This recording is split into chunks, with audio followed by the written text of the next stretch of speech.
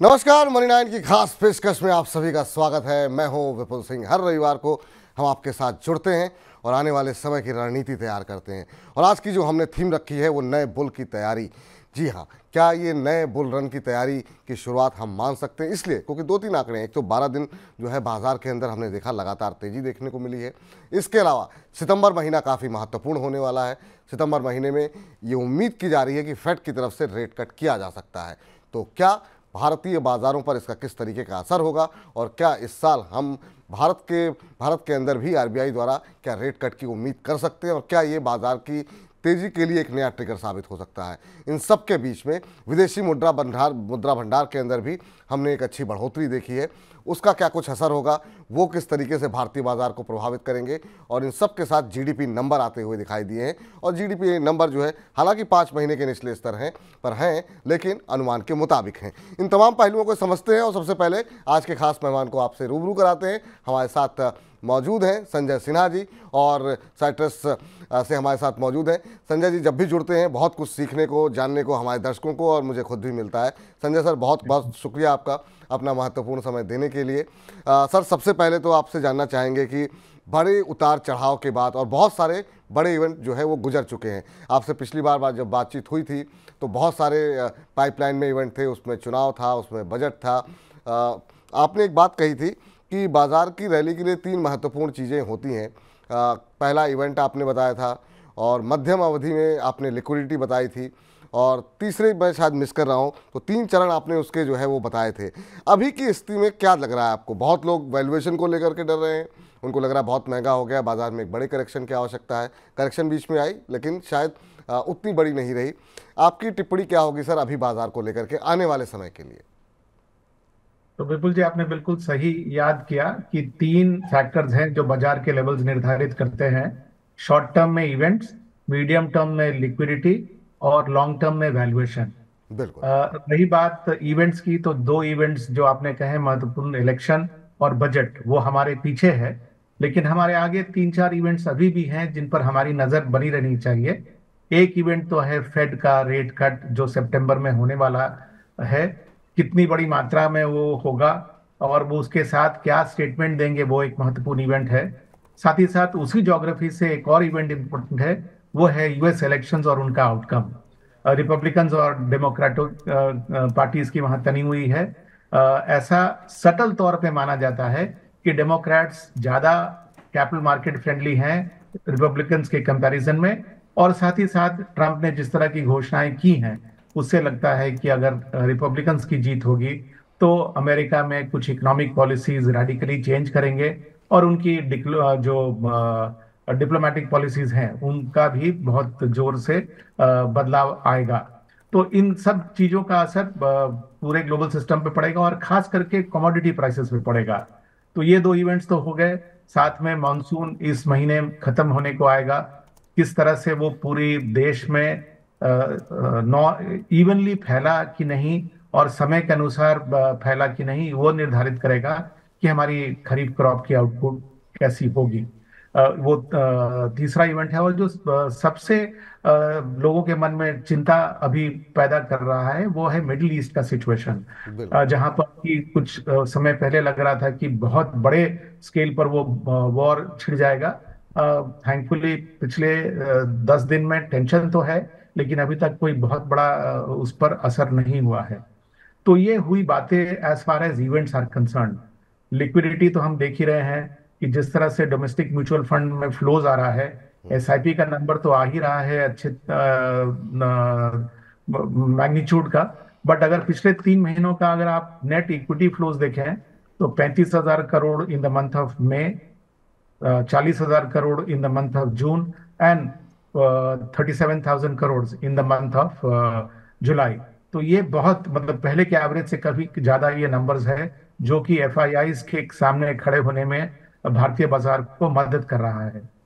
FIIs के number भी पिछले कुछ दिनों में पॉजिटिव हो गए हैं और शायद अगर ये नंबर भी पॉजिटिव रहे तो बाजार को ये सपोर्ट देगा। आपने जो लास्ट फैक्टर जो आप याद कर रहे थे, जी। वैल्यूएशंस, जी। तो देखिए वैल्यूएशंस के आंकड़े पर अगर आप आज के बाजार को नापेंगे तो निफ्टी की भी एक ईपीएस एस्टिमेट है FY 25 में निफ्टी की ईपीएस एस्टिमेट है 1150, और FY 26 की निफ्टी ईपीएस है की एस्टिमेट है 1290 रुपए। तो अगर हम इसको प्राइस अर्निंग मल्टीपल्स में कन्वर्ट करें और देखें कि कहाँ मार्केट का पीक और कहाँ उसका बॉटम हो सकता है, तो मैं समझता हूं कि जिस तरह से भारतीय बाजार में लिक्विडिटी आ रही है, हमें पहले की तरह 15 टाइम प्राइस अर्निंग मल्टीपल पे बाजार का बॉटम शायद अब ना मिले। अगर हम 17-18 टाइम्स प्राइस अर्निंग मल्टीपल पर अपने को फोकस रखें, तो 20,500 पॉइंट पर मेरे ख्याल से 17-18 टाइम्स प्राइस अर्निंग मल्टीपल रहेगा FY 25 का। तो वो एक बाजार को एक स्टेबल सपोर्ट दे सकता है। दूसरा जो आंकड़ा जो बाजार की पीक को निर्धारित करता है, वो है जो हमारी FY 26 की ईपीएस है, और उससे संबंधित क्या प्राइस अर्निंग मल्टीपल होना चाहिए। तो मेरे ख्याल से 22 time forward earning reasonable peak होना चाहिए बाजार का। तो 28,500 पॉइंट मैं समझता हूं कि बाजार का रीजनेबल पीक होना चाहिए अगले एक साल के अंदर। तो ये एक रेंज है, और अगर हम उस रेंज को माने तो हमारे वो अपसाइड अगर आप देखें करंट लेवल से, तो भी वो करीब 15% के आसपास का अपसाइड है। डाउन साइड देखें तो वो भी करीब करीब उतना ही है। तो हमें कहीं बीच में खड़े हैं इन दोनों के। बिल्कुल सर, काफ़ी महत्वपूर्ण बात आपने कही। एक साल में अगर हम आपकी बात का निचोड़ निकालें तो 20,000 जो सामान्य जो ट्रेडर भाषा में जो लोग समझते हैं, 20,000 निफ्टी के लिए जो एक बड़ा सपोर्ट है, जिसके पीछे बहुत लॉजिकल कारण जो है दिए गए हैं संजय जी की तरफ से। वो कारण जो है मैं दोहराऊंगा नहीं। एक साल में निफ्टी जो है उसके लिए जो पीक बन सकता है, जो एक बड़ा स्तर है, जो रेजिस्टेंस जिसे आप लोग कहते हैं, वो जो है 28,500 का स्तर, तो उन सब के बीच में बाजार रह सकता है। तो यहाँ से अभी भी बाजार में अपसाइड की गुंजाइश बचती है। तो जो लोग ये कह रहे हैं कि अभी बहुत ज़्यादा वैल्यूएशन हाई हो गई है और बहुत बड़े करेक्शन की आशंका है, तो फिलहाल इन आंकड़ों को देख करके ऐसा फिलहाल नहीं लगता है। लेकिन शुक्रवार को हमने जीडीपी के आंकड़े देखे सर, और ये जो आंकड़े हमने देखे ये उम्मीद के आसपास ही आते हुए दिखाई दिए। 6.7% की ग्रोथ आप कैसे देख रहे हैं? हालांकि ये अगर हम देखें तो 5 महीने का न्यूनतम स्तर है, इसको कैसे देख रहे हैं आप? तो देखिए, ये जो जीडीपी का दर है, ये इस क्वार्टर में कम होगा ऐसा हमें पहले से ही अंदाज लग गया था। क्योंकि इस महीने में इस क्वार्टर में अगर आप देखें तो सरकार की जो स्पेंडिंग है वो पहले के बदौलत कम हो गई थी, क्योंकि इलेक्शन का समय था, कोड ऑफ कंडक्ट लागू था, तो सरकार कोई भी नया खर्च कर नहीं रही थी। जो पहले से अनाउंसमेंट हो चुका था सिर्फ वो हो रहा था। दूसरा, पिछला जो गर्मी का मौसम गुजरा, जहां पर कि अनप्रेसिडेंटेड हीट वेव रहा है पूरे देश में, तो वहां पर बहुत सारी कंजम्पशन और बहुत सारी सर्विसेज जो है वो बहुत कम स्तर पर चली आई थी। तो इन दोनों का मिला जुला असर जो है वो हमारे ख्याल से हमारी जीडीपी के दर को इस क्वार्टर में कम लेके आया है। कुछ लोग इस बात को भी लेके आशंकित हैं कि देश में कंजम्पशन पहले से अब कम हो रहा है, और इसके लिए वो आंकड़े कोट कर रहे हैं, खास करके पैसेंजर कार्स की बिक्री में कमी आने की। लेकिन देखिए, जैसा कि हमने देखा कि गर्मी के सीजन में लोग बहुत सारे वॉक इन कस्टमर्स भी कार डीलरशिप के पास नहीं जा रहे थे। और उस क्वार्टर की गुजर जाने के बाद इस क्वार्टर में जो मॉल्स में जो सेल लगे स्वतंत्रता दिवस के उपलक्ष्य में, तो उसमें खूब जोर से बिक्री हुई है। प्लस जो ऑनलाइन चैनल्स पर जो काम हुआ है वो भी बहुत जोर से बिक्री हुई है। और अभी तो श्राद्ध मास के बाद जब हमारे फेस्टिव सीजन की शुरुआत होगी तो भी सेल बढ़ने की उम्मीद है। तो हो सकता है कि ये जो 3 महीना गुजरे, जिसमें से कि ऑलरेडी 2 महीना गुजर चुका है, तीसरा महीना भी कोई खास ज्यादा इसमें नहीं होगा, लेकिन second half of the year जो है उसमें कंजम्पशन काफी अच्छी होनी चाहिए, ऐसा हम उम्मीद कर सकते हैं। और हम ऐसा उम्मीद इसलिए भी कर सकते हैं क्योंकि मानसून अच्छा रहा है, तो रूरल डिमांड भी बरकरार होना चाहिए। ठीक है, तो रूरल डिमांड बढ़ने की उम्मीद जताई गई है और श्रावण मास के बाद जो है फिर से जो है मांग जो है वो बढ़ती हुई दिखाई देगी। लेकिन इन सबके बीच में सर एक बड़ा कंसर्न बना हुआ था और वो थी कि निजी खपत जो है, प्राइवेट सेक्टर का कंजम्पशन, वो जो खपत है वो नहीं बढ़ रही है और प्राइवेट इन्वेस्टमेंट जो है उसको लेके एक बड़ा कंसर्न बना हुआ है। अभी जो है हमने देखा जो जीडीपी नंबर्स आए हैं उसमें कहा गया है कि निजी खपत जो है उसकी हिस्सेदारी अब 60% के आसपास है, खपत की, इन्वेस्टमेंट की नहीं। आप कैसे देख रहे हैं सर इस नंबर को, जो कि अभी शुक्रवार को ये नंबर आए हैं? सरकारी खर्च की हिस्सेदारी में भी थोड़ी कमी देखने को मिली है। इन तमाम आंकड़ों को कैसे पढ़ पा रहे हैं आप? तो देखिए, जैसे मैंने कहा कि ये कुछ हद तक एक्सपेक्टेड था, क्योंकि सरकारी खर्च तो बिल्कुल कम हो जाता है इलेक्शन के समय में। जी। और रही बात प्राइवेट कंजम्पशन एक्सपेंडिचर की, तो वो एक चिंता का विषय है। इसलिए खास करके क्योंकि जो पिछले 3 महीने गुजरे उनमें ये जो फैक्टर्स मैंने डिस्क्राइब किए, जिस तरह का गर्मी की लहर पूरे देश में दौड़ी हुई थी, उसके कारण बहुत सारे जो कंजम्पशन होना चाहिए था वो हुआ नहीं। कंजम्पशन ऐसा नहीं कि बिल्कुल नहीं हुआ, कुछ कुछ कमोडिटीज में या कुछ कुछ आर्टिकल्स में तो बहुत अच्छा से हुआ है, जैसे कि एयर कंडीशन के सेल्स तो रिकॉर्ड स्तर पर रहे हैं। लेकिन ओवरऑल जो होना चाहिए था कंजम्पशन, वो नहीं हुआ। और इलेक्शन का पीरियड था, तो उसके कारण पूरी इकोनॉमी शायद उसी तरफ ज्यादा फोकस थी।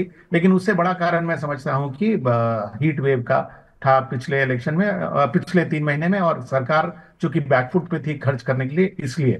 और ये जो 3 महीने गुजर रहे हैं, मतलब जो करंट क्वार्टर है, इसमें भी देखिए तो बारिश भी वैसे ही देरी से आई और बहुत जोर से आई है जहां भी आई है। तो जो मौसम का एक्सट्रीम रूप, या तो वो गर्मी के रूप में हो या फिर मानसून के रूप में हो, इसका भी असर हमारे कंजम्पशन पर पड़ा है।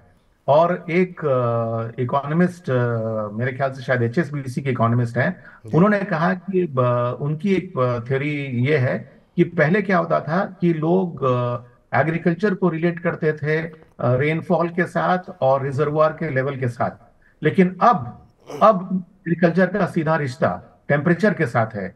और जिस तरह की ग्लोबल वार्मिंग हो रही है और जिस तरह से एवरेज टेम्परेचर बढ़ रहा है, तो उसका असर एग्रीकल्चर पर भी हो सकता है।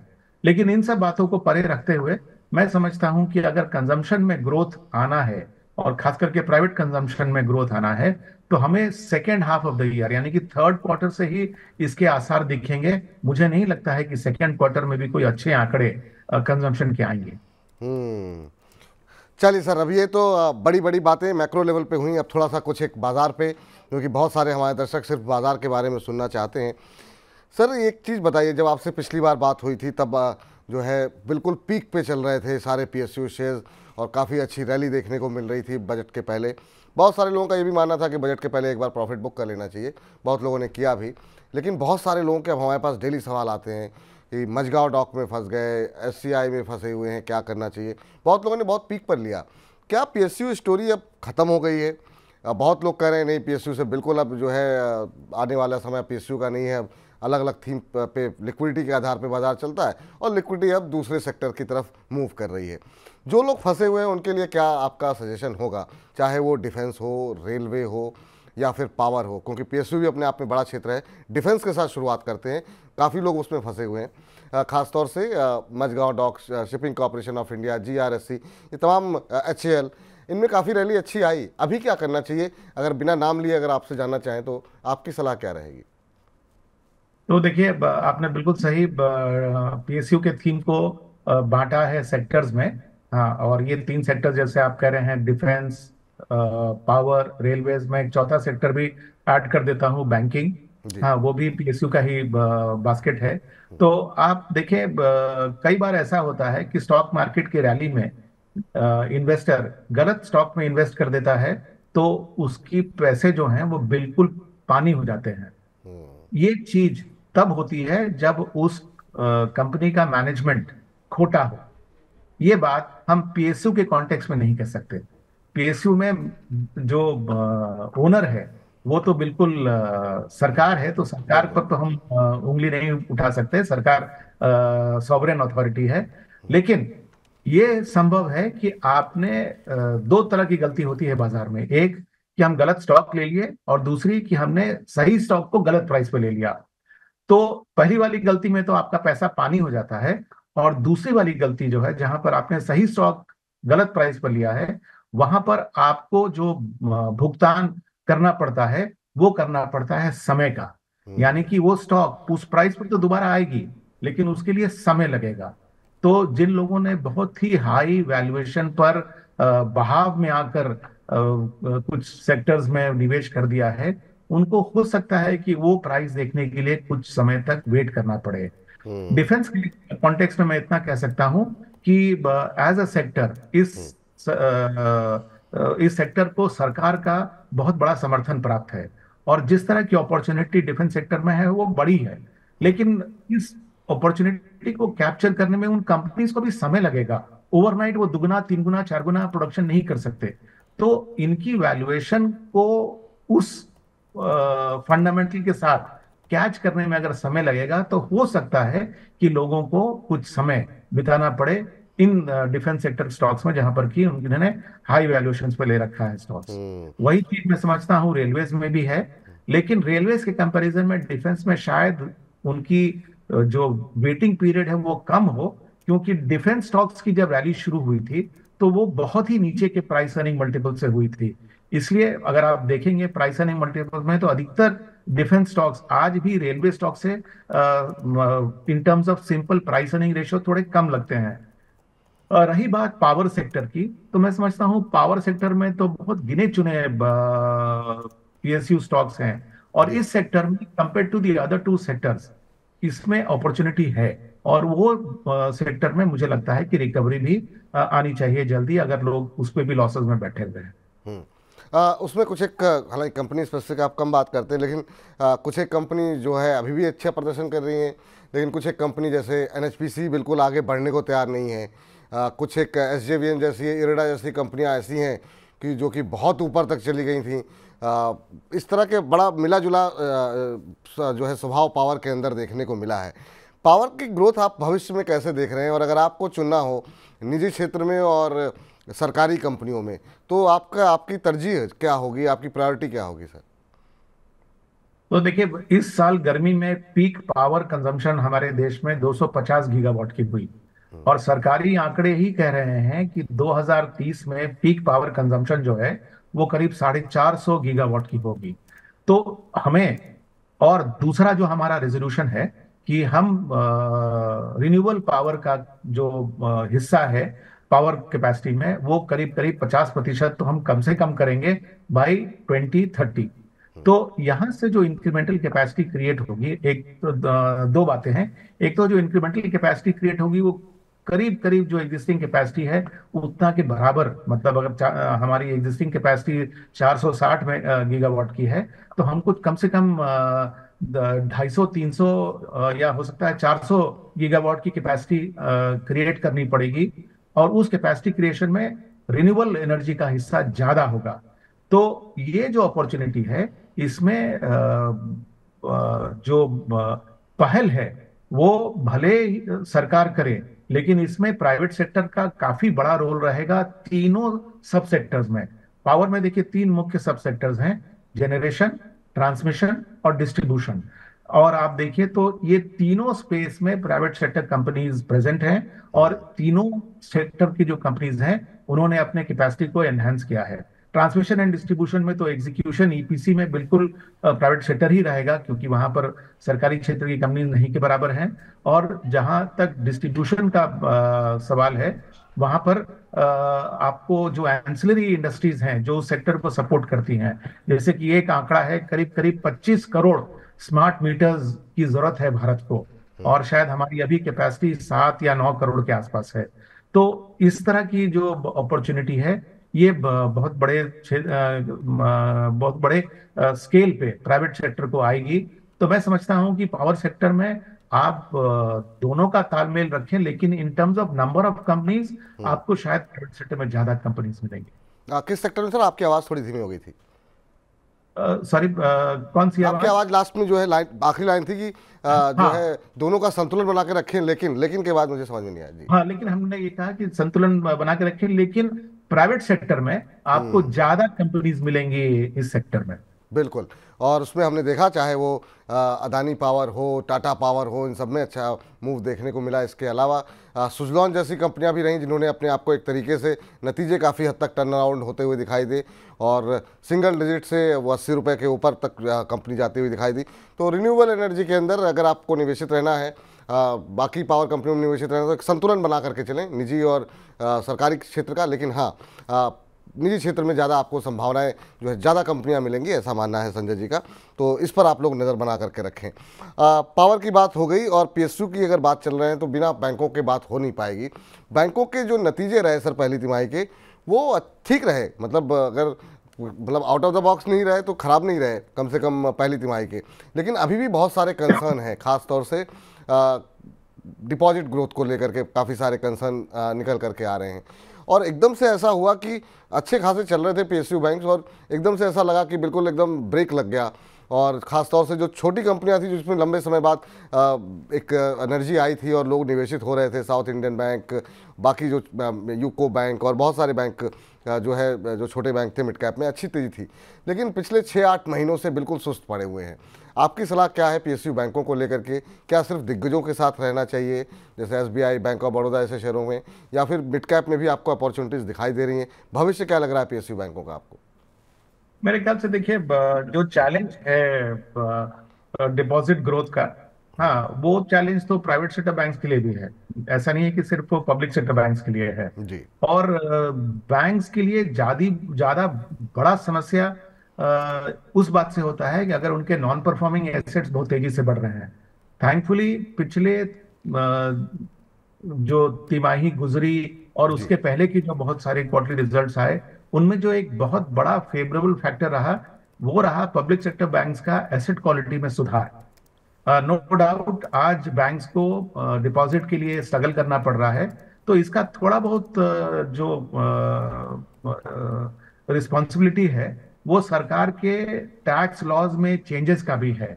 जब सरकार ने डेट म्यूचुअल फंड्स की टैक्सेशन को बिल्कुल ये कर दिया, सब के बराबर कर दिया, तो उससे क्या हुआ है कि जो लिक्विड फंड या अल्ट्रा शॉर्ट टर्म फंड्स या और भी डेट फंड्स, जो कि बैंक्स के लिए एक रेडी मार्केट होते थे फॉर प्लेसिंग देयर सीडीज, वो मार्केट बिल्कुल बंद हो गया। तो एक बल्क डिपॉजिट रेज करने का जो जरिया था बैंक्स का, वो चला गया। दूसरा है कि आज के माहौल में इक्विटी मार्केट इतना अच्छा प्रदर्शन कर रहा है, अगर आप आज भी देखें तो इक्विटी मार्केट का एक साल का रिटर्न 25 से 30% है। तो जी। आम जो इन्वेस्टर है, वो ये समझता है कि भाई हम क्यों 6% और उसके आसपास के रिटर्न पर बैंक डिपॉजिट में पैसा रखें। चलो, रिस्क लेने के बाद भी हमें इक्विटी में अच्छा रिटर्न मिल रहा है। जिस समय ये इक्विटी के रिटर्न्स नीचे आएंगे, तो लोगों का झुकाव दोबारा बैंक डिपॉजिट की तरफ बढ़ेगा। लेकिन बैंक समय समय पर लोगों को एंटाइज करती है कुछ स्पेशल कैंपेन करके। तो मेरे ख्याल से ये समस्या जो है डिपॉजिट्स की, ये हिस्ट्री में भी पहले बैंक्स ने फेस किया है और इन्होंने इसको ओवरकम किया है। और कुछ इनोवेटिव सॉल्यूशंस भी बैंक सोच सकती है अपने डिपॉजिट रिक्वायरमेंट को पूरा करने का। लेकिन मैं समझता हूं कि पब्लिक सेक्टर बैंक्स को अगर आप देखें, तो आज भी उनकी valuations in terms of price to book value काफी अट्रैक्टिव है। और पिछले पास्ट में अगर जाएं, तो उनकी जो पीक हुआ करती थी, वो पीक से हम अभी दूर हैं in terms of price to book value. तो मैं समझता हूं कि पब्लिक सेक्टर बैंक्स, अगर आप पीएसयू का स्पेस देख रहे हैं, तो पब्लिक सेक्टर बैंक्स एक अट्रैक्टिव एरिया है आज भी। तो अभी भी सर, अगर वैल्यूएशन के लिहाज से आपने कहा अभी भी अट्रैक्टिव हैं, आकर्षित लग रहे हैं, ऐसे में सर अगर क्या संतुलन बना के चलना चाहिए? मिड कैप पे ज़्यादा फोकस करें या फिर लार्ज कैप पे? आपकी राय क्या रहेगी दर्शकों के लिए? तो उसमें देखिए, मिड कैप बैंक्स जो हैं, उनमें कंपेयर टू से लार्ज कैप बैंक्स, उतना ही चैलेंज है जितना मिड कैप स्टॉक्स और लार्ज कैप स्टॉक्स का। आप किसी ब्लैंकेट कॉल नहीं ले पाएंगे कि सारा मिड कैप बैंकिंग स्पेस खराब है या सारा मिड कैप बैंकिंग स्पेस अच्छा है। आपको बैंक स्पेसिफिक ये डिसीजन लेना पड़ेगा। लेकिन अगर आप मान लीजिए कि आपके पोर्टफोलियो में आप 100 रुपया बैंकिंग में लगाना चाहते हैं, तो मेरे ख्याल से उस 100 रुपये में से 70 से 80 रुपया आपको लार्ज कैप बैंक में लगाना चाहिए और 20 से 30 रुपया ही सिर्फ मिड कैप बैंक में लगाना चाहिए। चलिए, ये यहाँ पर स्पष्टता हो गई। तो अगर 70 से 80% जो है आप जो है निवेश जो है वो लार्ज कैप बैंकों में करें, और 15-20% या जो भी आपके पास अमाउंट बढ़ता है उसमें आप मिड कैप शेयरों में जो अच्छे फंडामेंटल वाले बैंक्स हैं उसमें आप निवेश कर सकते हैं। अब तो बात हो गई यहाँ पर जो है पीएसयू क्षेत्र की। अब जो सेक्टर रोटेशन का जिक्र हमने कार्यक्रम की शुरुआत में किया था उसका जिक्र कर लेते हैं। और उसमें हमने देखा आईटी जो है प्रमुख नाम निकल करके आया है, और आईटी क्षेत्रों में जो रिकवरी देखने को मिल रही है इसको कैसे देख रहे हैं, और क्या ये सस्टेनेबल है? खास तौर से बीच में खबर आई यूएस के अंदर मंदी की बात हो रही, खैर वो अब पूरी तरीके से समाप्त हो गई है, लेकिन आपकी राय क्या होगी सर? आईटी का भविष्य आप कैसे देख रहे हैं, और क्या ये मान के चलें कि जो बुरा दौर चल रहा था उनका वो अब खत्म हो गया है क्या? तो मेरे ख्याल से जो आपका लास्ट स्टेटमेंट है ना विपुल जी, मेरे ख्याल से कहते हैं अंग्रेजी में, मेरे ख्याल से the worst is behind us. जो आईटी का सबसे खराब समय था वो हमारे पीछे है। नो डाउट हम आज भी ये सर्टिफिकेट नहीं दे सकते कि यूएस रिसेशन में नहीं चला जाएगा, जी। लेकिन अगर आप प्रोबेबिलिटी देखें तो यूएस की रिसेशन में जाने की प्रोबेबिलिटी अभी बहुत कम हो गई है। दूसरी बात जो है वो है कि जो आईटी कंपनीज के मैनेजमेंट है, उन्होंने जो स्टेटमेंट्स दिए हैं अपने क्वार्टरली रिजल्ट्स के साथ, उस स्टेटमेंट में बहुत उत्साह है जो कि पहले नहीं हुआ करता था, और उनकी जो विजिबिलिटी है second half of the year की वो बहुत अच्छी है।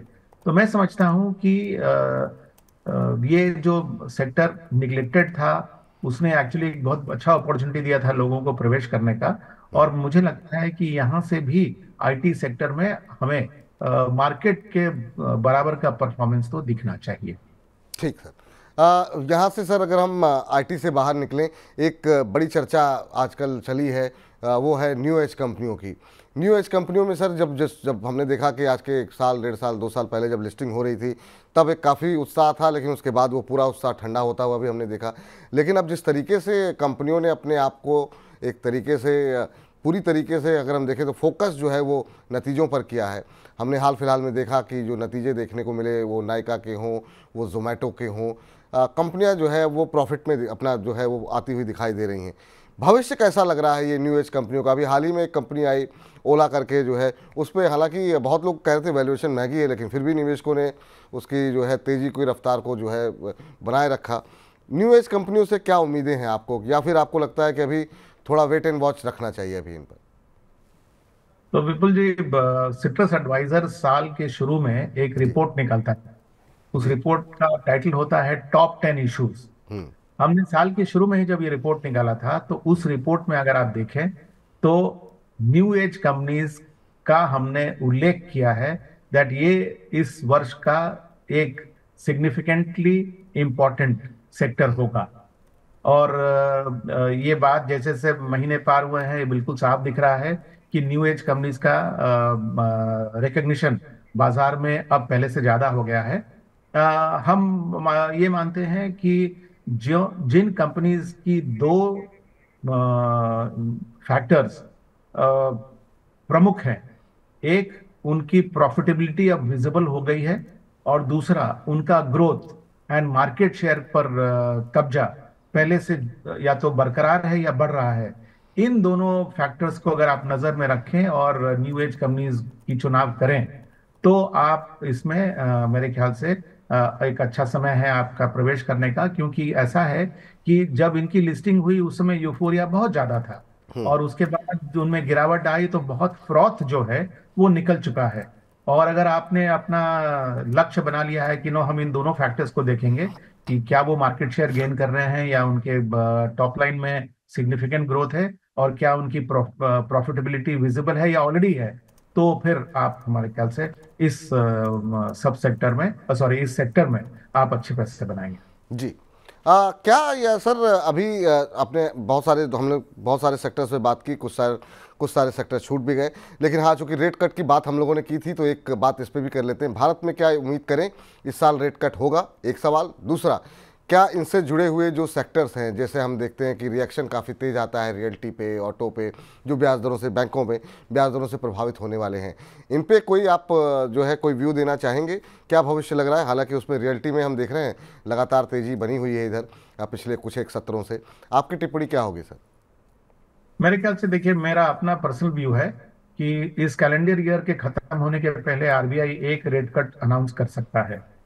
उसके लिए उसको दो सिग्नल मिलेंगे। एक तो फेड रेट का काटा जाना एक सिग्नल रहेगा, और मैं समझता हूं कि इन्फ्लेशन की दर जो है, जो कि आरबीआई के लिए प्रमुख फैक्टर है, वो भी इस कैलेंडर ईयर के अंत तक वो नीचे आना चाहिए। खास करके फूड प्राइस इन्फ्लेशन जो है वो मॉडरेट होना चाहिए। तो मैं समझता हूं कि भले ही सिंबॉलिक हो, 25%, 25 बेसिस पॉइंट या 50 बेसिस पॉइंट का ही हो, लेकिन इस साल के अंत होने के पहले उतना कट हो जाना चाहिए। और आपने सही कहा कि ये कट जब होगा तो उसका सेंटिमेंटल असर तो जो रिलेटेड सेक्टर्स हैं, ऑटो, रियल एस्टेट, जहां पर कि आज लोन लेकर कंजम्पशन ज्यादा होता है, वहां तो होगा ही। प्लस जो बैंक्स जीसेक पर स्टैट्यूटरी रिक्वायरमेंट से ज्यादा इन्वेस्टमेंट करते हैं, उनके इन्वेस्टमेंट बुक्स में जो इजाफा होगा वो तो फंडामेंटल फैक्टर होगा, जो कि उनके क्वार्टरली रिजल्ट्स में भी रिफ्लेक्ट हो जाएगा। तो इसलिए पीएसयू बैंक्स जो हैं वो इसके भी बेनिफिशियरी होंगे रेट कट के, compare to the private sector bank, जो कि बहुत ज्यादा स्टैट्यूटरी रिक्वायरमेंट से ऊपर जीसेक में इन्वेस्ट नहीं करते।